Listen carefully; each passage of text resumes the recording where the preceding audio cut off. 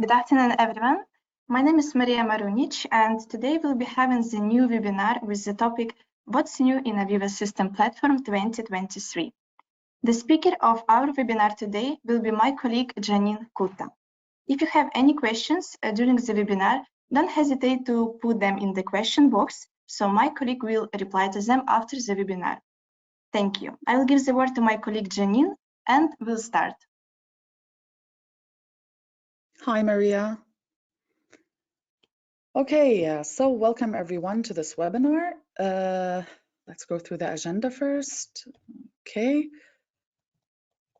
So through this webinar, we are going to go through the new features in the System Platform 2023.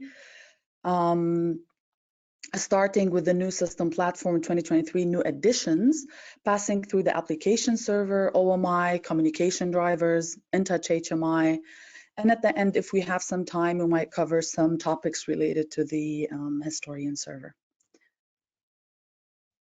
So the new AVEVA System Platform 2023 is split into two editions. One is called the System Platform 2023, which is the supervisory or standard edition. And the second one is the System Platform Enterprise Edition. Note that an InTouch HMI and its web client are excluded from the Enterprise Editions, as you see here. So no more InTouch in the Enterprise Editions, and we have added the new OMI web client, app widgets, and apps and widgets inside the Enterprise Edition. All right. So as you see here that the pre-built-in galaxies related to InTouch are missing inside the Enterprise Edition, while the new apps and widgets are missing inside the standard edition, such as the Business Intelligence, Pi, and Sankey apps, the title bar, navigation tree, and so many other web widgets.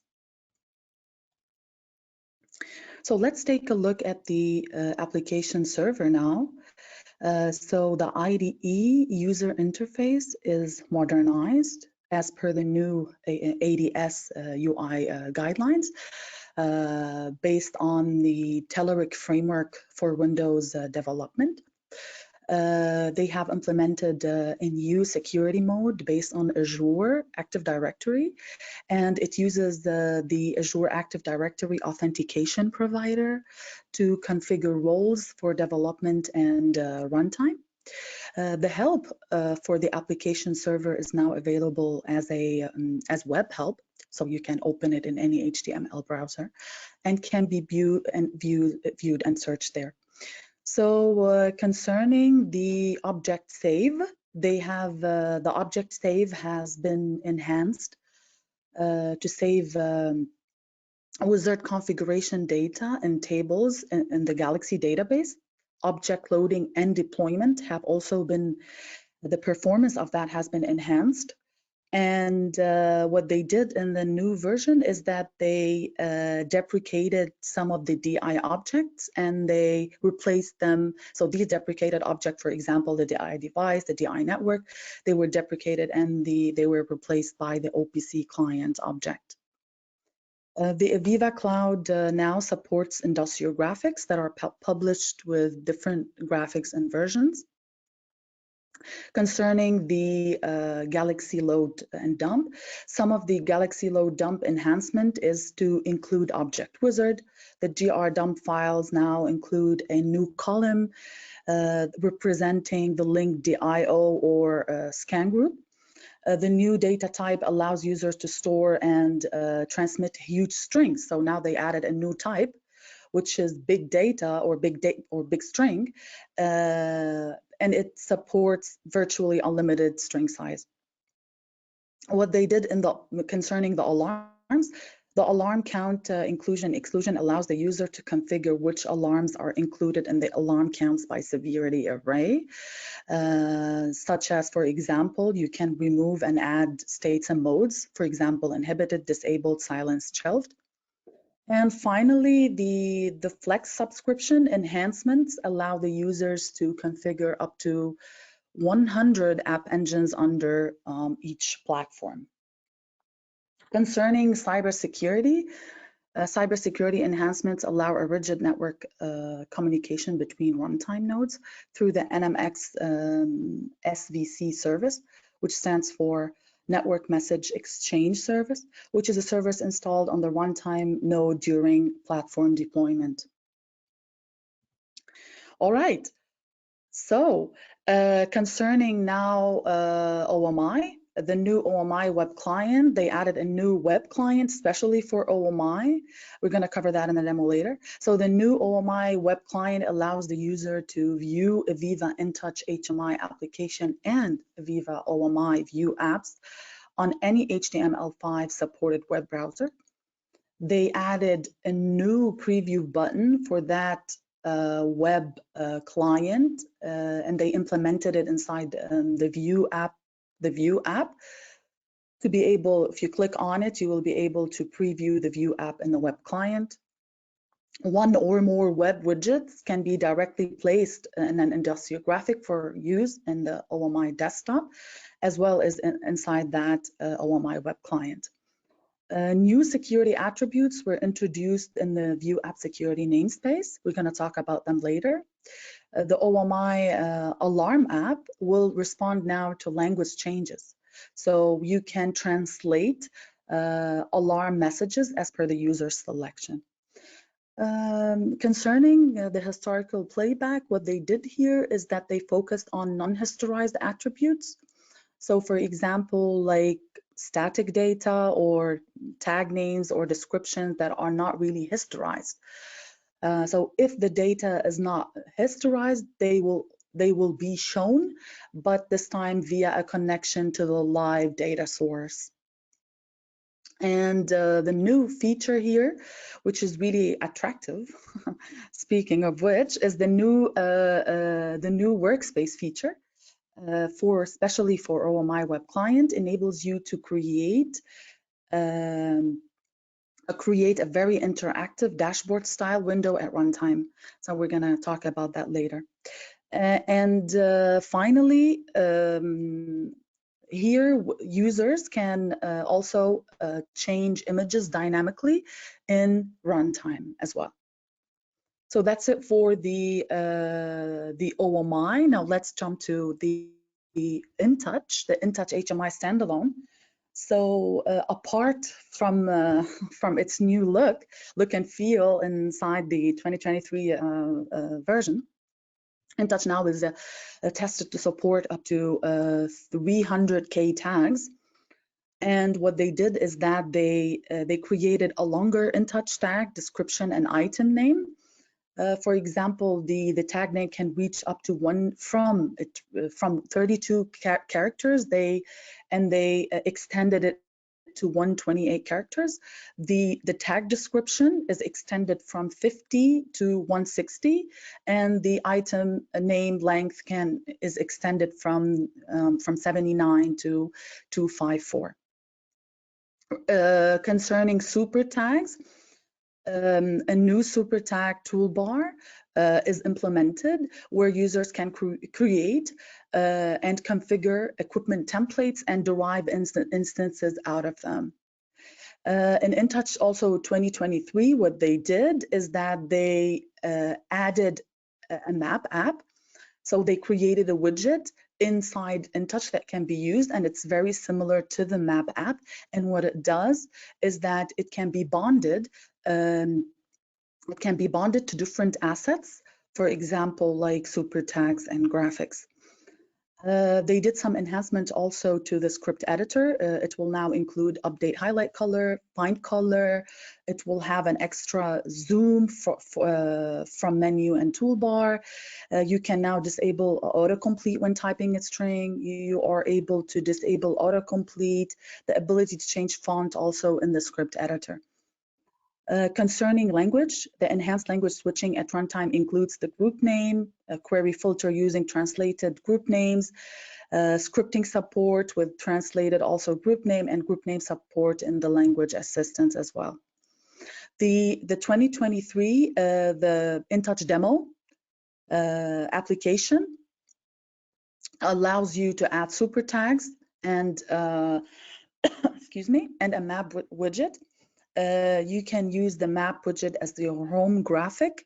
And what they did here is that in the demo application of InTouch, they reduced the number of frame windows from 32 to 3, and they updated the What's New page to cover for releases from 2014 to 2023 because it was somehow old. Concerning animation, enhancements were made to bit state animation and extended truth table animations. And the improved search functionality in the window maker also allows you to search with a keyword simultaneously within the windows, scripts, tags, and symbols. This is a new functionality in the search. And they added also a new multi-pen trend. So in order to display a succession of process values, but with multiple trend lines. Concerning the push button animation, you can choose to apply a percentage ramp to the increment, decrement, multiple, and divide actions. And the momentary contact action is now available for push button Boolean animation, allowing you to configure, a time period, to hold a set value. And the beautiful thing here is that I mentioned earlier about workspace. The workspace feature discussed earlier, it can be used also to browse tags, not only from the app server, but from InTouch as well. All right, now let's go to the AVEVA communication drivers 2023. So they did the SMC now is they changed the name of it, and it's called now Operation Control Management Console, OCMS. I know it was called SMC before. Now it's a longer name. It's called Operations Control Logger now is the new name for our logger. All right, and the beautiful thing here is those of you who are interested in IoT, the new OI MQTT server now, what it does, it supports MQTT versions 3.11, secure and unsecure connectivity server certificate, client certificates, or none. The server includes MQTT publisher that can publish either JSON or Sparkplug message format. If we have time, we're going to cover that later in the demo. It also includes an MQTT subscriber to allow broker certificate handling. Inside that subscriber, you have a hierarchical display of a Sparkplug payloads attributes, and you have the functionality of copy paste of Sparkplug tag definition as well. What they did here is that they did a driver apart from the MQTT, OI MQTT. They did a driver enhancement to the OI gateway, and now what it does, it has they have made some enhancement to the OPC UA server endpoint browsing, and now the OPC UA also supports reverse connect. We're not going to focus on the details here, but if you have any questions concerning, for example, any topic, let's say OPC reverse connect or anything, you can reach us out by email. The OPC UA, what they did also particularly for OPC UA is that the security policy is more enhanced, and they introduced new technologies and more powerful algorithms, and deprecated those that are no longer considered secure. For example, the basic 256 was removed and replaced by another algorithm that is more enhanced. Concerning SweetLink, so now SweetLink rejects unencrypted connection requests if the node is configured for encryption. For example, when you have no fallback.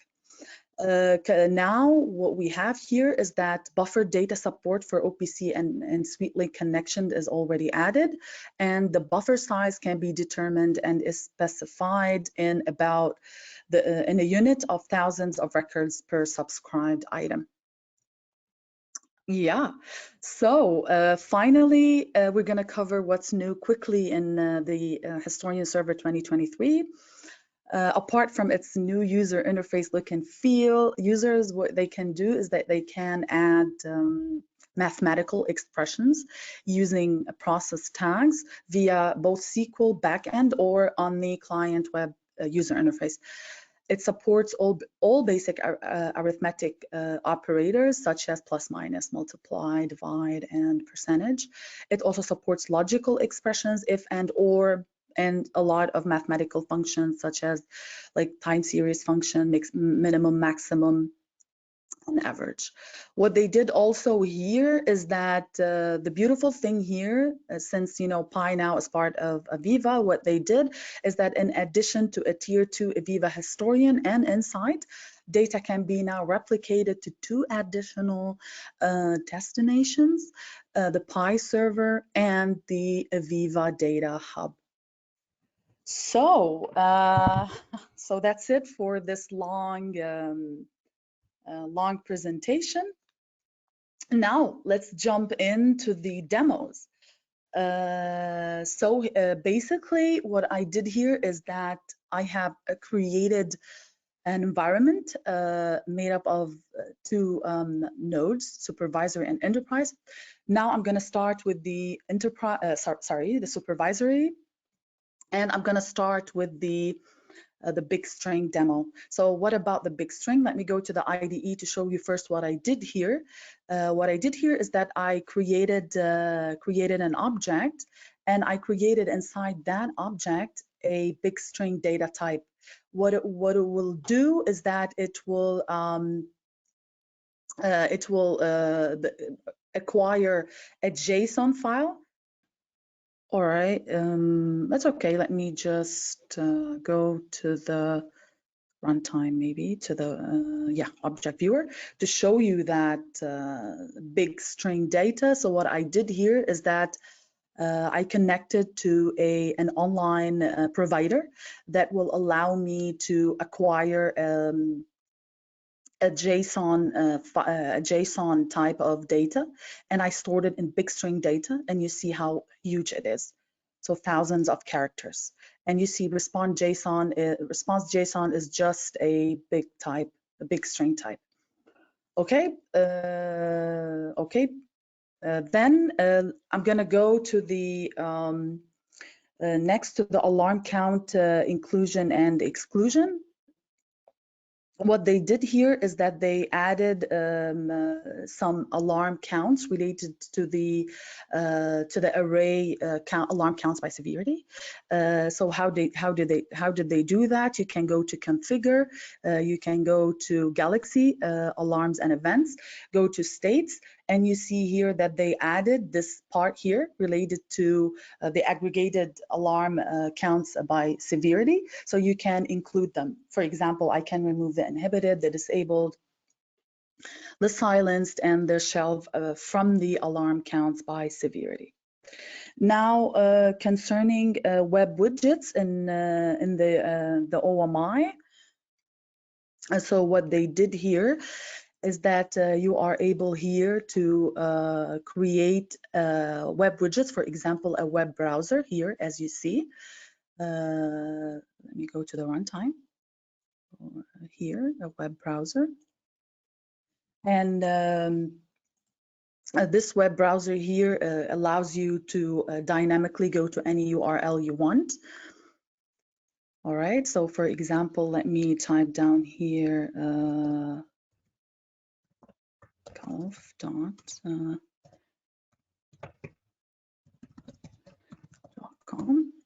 Oh, oops, I did a mistake. Yeah, so here.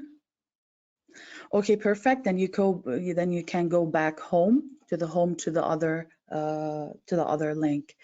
And let me show it to you how that works. So let me go open the graphics. It's my web browser, just to take a look about what's happening internally. All right, so here you go. So they added this is the web widget, and here it has one property, which is the URL. So here I can change the URL dynamically using buttons, or using, for example, a certain user input, just like that. Okay. Okay, we have already tested that. Okay, perfect. Now the second part is about dynamic images. So how can I dynamically flip between images in runtime, as you see here? So I have created this one, a dynamic image. So now what you can do is that you can locally store images on a folder and flip between these images. For example, what if you have different equipments, and for each equipment, let's say, I don't know, you have let's say a data sheet or a faceplate or something. Maybe you want to flip between them. So here it allows you to flip between these in runtime. These are images basically. If you want, I can show that to you quickly. So what I did here is that here I have pasted an image, and I can change the URI. So I have changed the property of that image, and I have placed here the path of what I want to open. For example, here the tagline marine.gpt. etc. All right, so this is it for the dynamic images in runtime. Now, what we are going to work with, which is something really interesting, is the new attributes they added to the security namespace. What I did here is that I created a layout, and inside that layout I have put an alarm app, because I need to see events related to security. All right, and I have created here a symbol that will basically, it will cover the 3 attributes that they added. So what are these 3 attributes that they added in the security namespace? First, they added a time attribute called last unsuccessful login. So for example, if someone wants to log in and he was not unsuccessful, it will give me the time when he did that action. And the second one is it's a string type, and what it does is that it will give you the username, the user that was trying to attempt to log in. Yeah, and the final one is that was he able to log in successfully, yes or not? This is not opening. Yeah, now it did. So so basically here it's a Boolean, and it will tell you whether he is logged in, if it's failed or not. So if he wasn't, it was not successful, it will give you a true. Okay. Perfect. So let's try this in runtime and generate this event related to that. So go to users events, and then here I'm going now to try to switch the user and use here any user, okay, and try to log in falsely. So it's a wrong password. So what it will do, it's going here to tell me that the last attempted failed is true, the name, and the time. So it's almost 12:27, as you see. And then here, what you can see here is that it should generate, perfect, it should generate here an event telling you that there has been a failed login attempt, as you see here. Great. The next topic is about the alarms translation. So what they did here is that what you can do, I'm going to tell it to you quickly what you can do in order to achieve that. First, you need to export your alarm fields, and then you need to export them as a CSV file. And then you need to add the new translation in the CSV file. Let me show that to you. So here, for example, this one was exported earlier. What I did here is that now I want to translate these alarm message from Hi English to Hello Espanol. So here, this is the new translation. So I export, I change these alarm fields, and then I import back. And then when I import back, I mean, I'm almost ready there. I will show that to you. So here, if you go to the language change, then you can hear the alarm commence here can be flipped. So here you can change, for example, to Espanol. So now you can see the alarm command has been changed from Hi English to Hello Espanol. So this was concerning the alarm translation enhancement. Now let's jump to the historical playback capability. And as I mentioned earlier, I focused on non-historized items or attributes. So what happens to these in the historical playback? Let me first enable the historical playback. I think the time is fine.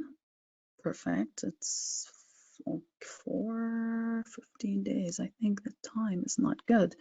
So let me put here 12:15 just to, okay, perfect. And then now I can see that I enabled this this historical playback. Let me switch to one of my assets to see what are the changes that happened.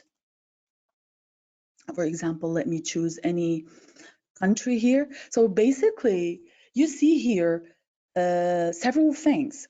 You see that these the ones that are flashing are the ones that are non-historized data. And you see that here you have to imply that this is live data. So they put like a small play button here.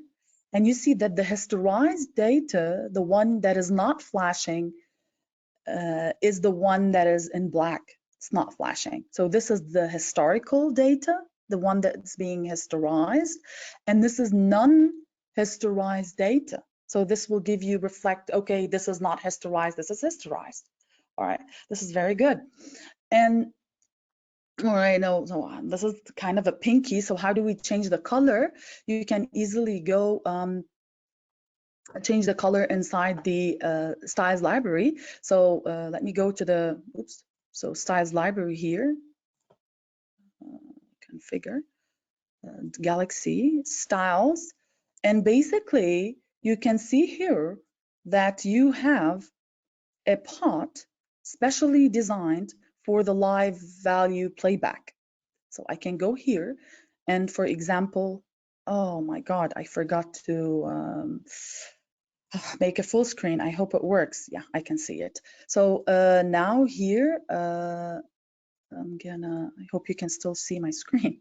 So now here, I'm gonna click on apply and save it. And now it should be saved here. As you see, it didn't save. Yes, now it worked. So you see here now it changed to the red color that I have just changed. So very nice feature in the historical playback. Great. Coming up next, let's see what I can focus on because I have still several topics. Let me show you the Sankey diagram just quickly. So I will go through the Sankey app. And what is the Sankey app? So before working with Sankey apps, you should make sure to know some definitions, such as the meaning of nodes and the meaning of levels. So I don't know why my IDE is hanging. Yeah, it is basically. Yeah, now it opened. Maybe I should increase my resources. All right, so here you see that there are several levels. So for example, if you put here, you can reach up to from 2 to 9. So if you click 3, you create levels. Now you can create up to several nodes. For example, here I can create 2, 3, and let's say 1 or maybe 2. So now create nodes. And now what you do is that you can connect or map these nodes together and specify an attribute for the connection. So I did an example called it my production. What I did is that I created 2 levels. I created several nodes. And what I did is that I connected each node together using an attribute. So what will happen is that that diagram between these 2 nodes will reflect the value here in the analog 0, 1, for example, or etc. So let's take a look in runtime how this looks like. So this is the Sankey. Perfect. So you see here, I have 2 levels. I have the first level, which is the product 1, product 2, the second level, which is the mixers, and it has 4 nodes. And you see here, whenever I hover over that Sankey diagram, it will give me a value or that attribute that I just mapped. All right, perfect. And now I can change the style from here. For example, different style for that Sankey diagram. Excellent.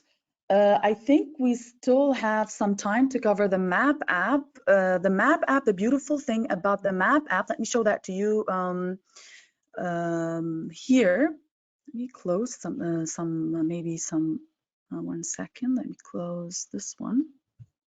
Let me close this one and the Sankey app. Okay. Save changes, no, all right. And now I'm going to show you a little bit about the new, what they did concerning the map app. They added new dynamic bindable properties, and you can now enable and disable layers on the map app. So I did already here a ready symbol here that will by scripting, what you can do is that you can add and create dynamic content. Yeah, so let me show that to you. Now, if you want to go into the details, we're going to do later maybe videos about them, so don't worry if you missed anything. But the thing here, let me just show it to you maybe in runtime. That'll save time because we are running out of time. Perfect. So I'm going to go here to the map, and here, and you see here. Let me zoom in a little bit to 16%, just like that. Okay, and you see here you can uncheck these layers, for example. So these disappeared, and you can, for example, add content. Let me move a little bit to the right side to show you Europe. So here, create dynamic content. So you see here now you can create dynamic content and you can remove dynamic content. And this is all done by scripting and very easy, not really hard. Okay, so now it's removed. And now, what you can do is that you can turn off layers. You see that here you have in the United States, for example, there are different layers. For example, lighting layers, temperature, precipitation, and all of that, they can be turned on like that. Okay, perfect. Now let's jump to let me show you something related to InTouch HMI, which is the super tags part. So let me go here and open the InTouch HMI application using the application manager and quickly show you what they newly did concerning super tags. Let me just open that quickly. Okay.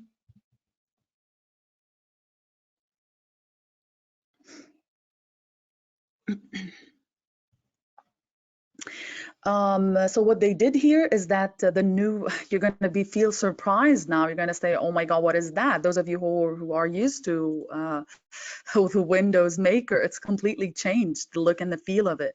They added here a tab for super tags. So now what you can do is that you can create a super tag and create instances out of it. And the beautiful thing here, it's not only that, it's that it's linked it's linked to the map app. So you see here that each attribute can have a latitude, a longitude, an elevation, etc.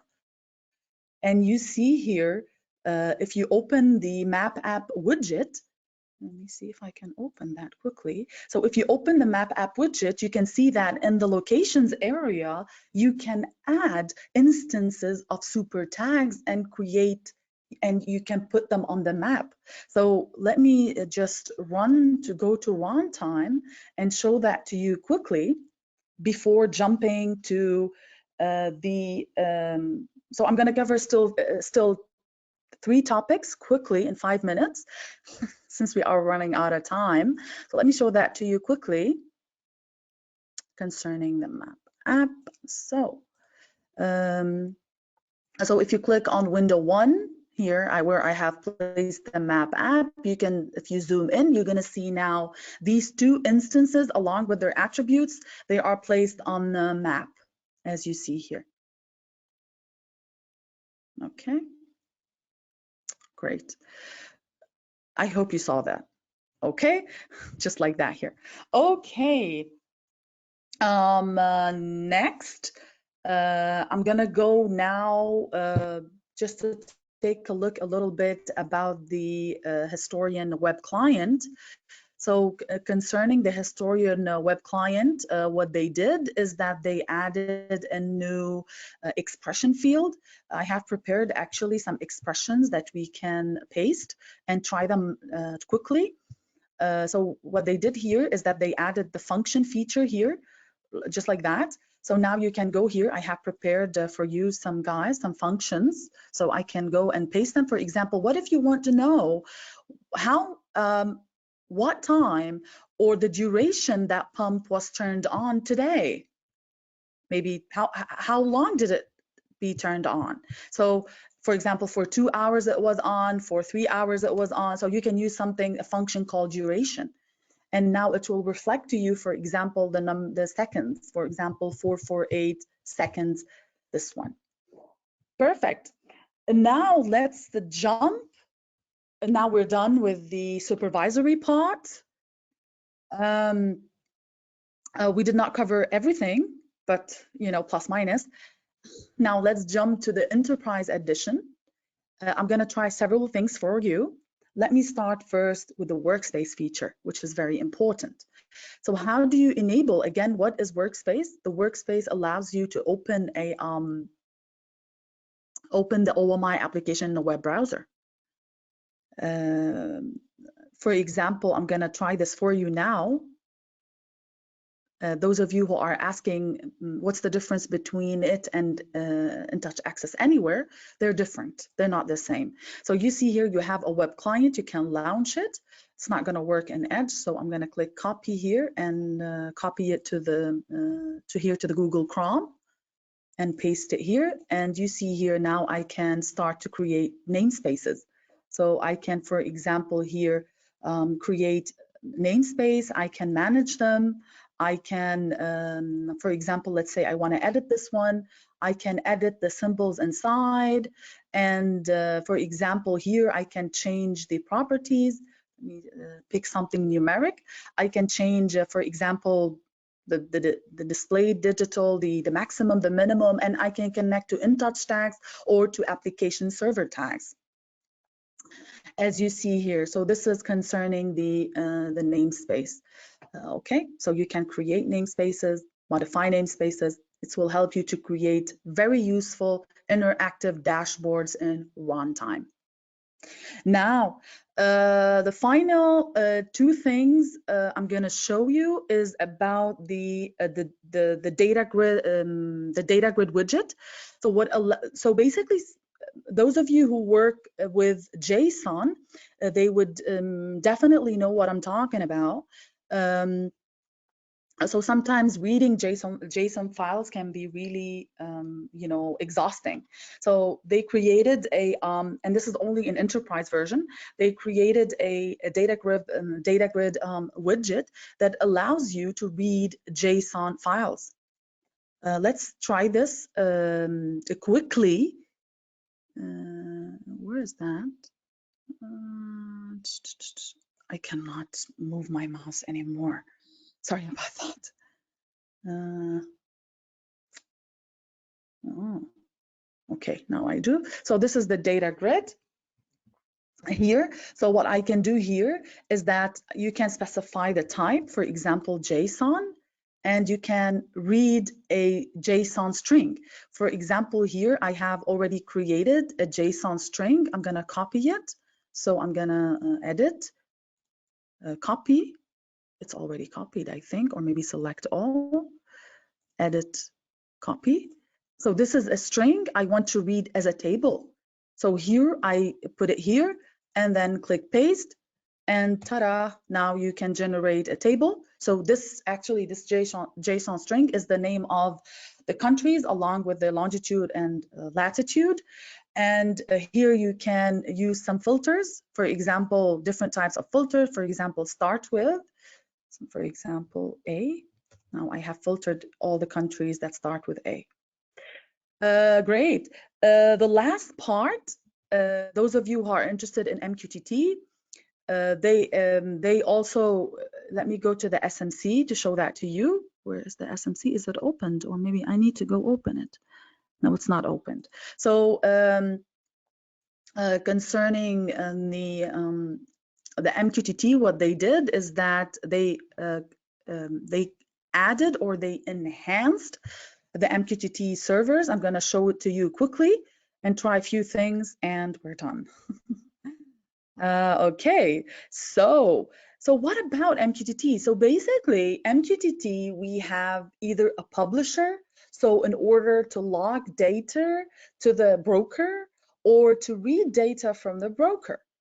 So what I did here, I created two servers, one used for publishing and the other server, this one, it's used for subscribing. Okay, and here what I did is that I have created, I have installed actually a Mosquito broker locally, so I can locally access that broker. And you can publish data by two methods, either by JSON or by Spark plug. Okay, and you can see here, you can specify, this is the hierarchy of your model. This is the model view. You can check or uncheck any attribute, basically check all the attributes you want to publish. All right, so whenever you publish it, I have an explorer here, and you see now it's reading data from world, which is my, here, I created my world group for my Edge gateway, and now you see that I can publish data to the MQTT, to the local, because this is local. But you can do it, of course, online. And as a JSON format, so you see here, this is a JSON format, or you can use the Spark plug B as you see here. So this is the second one, the second type of publishing. And now we created a subscriber. So now in the case of subscriber, you are reading from the broker. You are attempting to get the data from the broker. So whenever you connect to that broker, it will give you this look of that broker, how many nodes it's made up of, and you can also export these references of this broker, as you see here. All right, and you can connect, of course, the data here to your Galaxy by going to the device items and connecting them to each item reference. I have used Spark plug B here and connect them to the to your Galaxy items, and I have created also a test MQTT, of course, OPC client that will allow you to you know, obtain data from that broker or to subscribe data. I have created the scan group, and I have created some attributes, because when I'm subscribing data, I need to store them in attributes, right? So I have stored these attributes inside 3 attributes. Let me show them to you quickly in runtime. So here I'm gonna go to the, I think it's already opened. No, it's not. Let me open the object viewer to show you the subscribe data from the broker. So I have, this is the data coming from the broker. Perfect, they're good. And also you can see them also, of course, in the, I have opened a lot of things here. Where's the SMC? Can I open it? Yes, and you can see them, of course, here.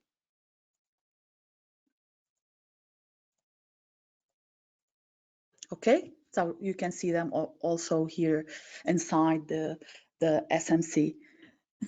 So that was quite quick. I think, thank you very much. That's it. I would love to hear your questions.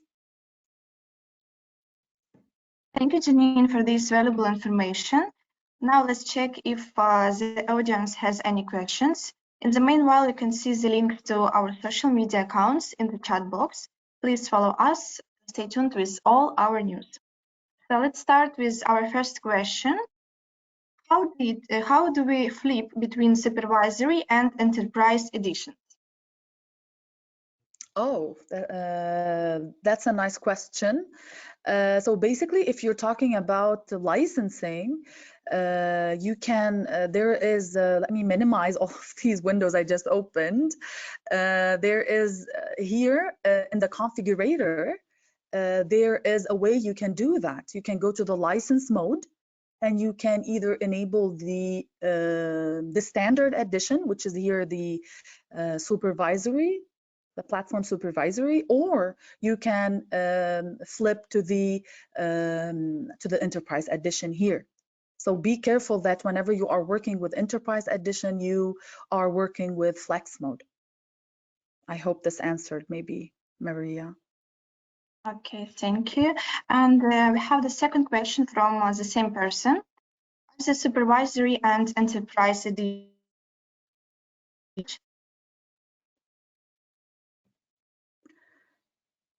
Maria, Maria? Yes, yes. Can you hear me, Janine? Yes, perfectly. Okay, so let me say the second question one more time. Are the supervisory and enterprise editions downloaded as one package? Very good question. No, they are downloaded separately. They're not in the same package. So you need, if you want to go to here to the software support, you can see here if you want to try to access these packages, they are separated. Let me show that to you quickly. So here, if you try to download the system platform 2023, you have two options. Either you download the standard one, the AVEVA System Platform 2023, or you download the enterprise. So this is the second one, the AVEVA System Platform Enterprise. So no, they're not one package. I hope this answered. Thank you. And we have the third question. What is the language of scripts? Sorry, again, Maria, what is the language of scripts? Yes, correct. It's you mean the programming language? It's QuickScript.net. If yeah, QuickScript.net. Okay. Now in InTouch, you can use QuickScript, not with .net. So you have two. You have an InTouch. If you are using InTouch, if you are working with industrial graphics, you use QuickScript.net. Okay, thank you, Janine. Welcome. Yes. Sure. It seems that we don't have any more questions today. So thank you everyone for attending our webinar today. We're supposed to cover and show more demos, but the time didn't help us. So we'll cover in the future videos and demos. If you still have any questions, you can email us directly and we'll come back to you with the needed support. So thank you so much again and have a great day.